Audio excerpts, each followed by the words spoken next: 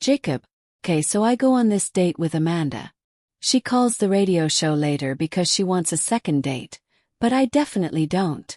Why? Because the whole time she talks about her ex. She compares the waiter's jawline to her ex's. She tells endless stories about him.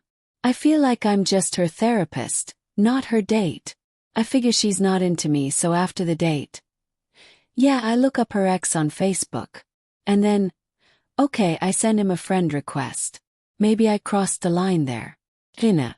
My date with Kenny starts terribly. Right away, he gives me this really aggressive kiss I did not want. Huge red flag.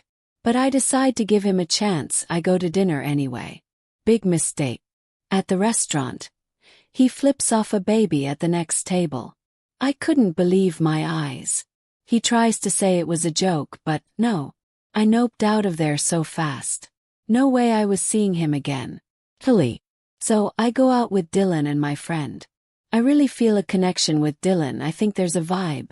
So I suggest we hang out again, just the two of us. And he just laughs. I was confused. Later I find out the reason. Dylan's gay. He thought it was obvious. He wasn't interested in me at all. He was actually interested in my male friend who was with us. Total misunderstanding based on my assumptions. Noah. My story is pretty wild.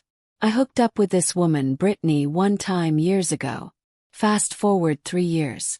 She calls me completely out of the blue. She tells me that I have a daughter. A 2.5-year-old daughter I knew absolutely nothing about. I was in shock. My whole world turned upside down. But we talked. We worked through it. And now, Brittany and I are engaged.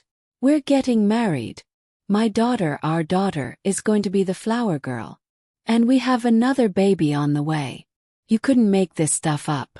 Just shows how life can surprise you.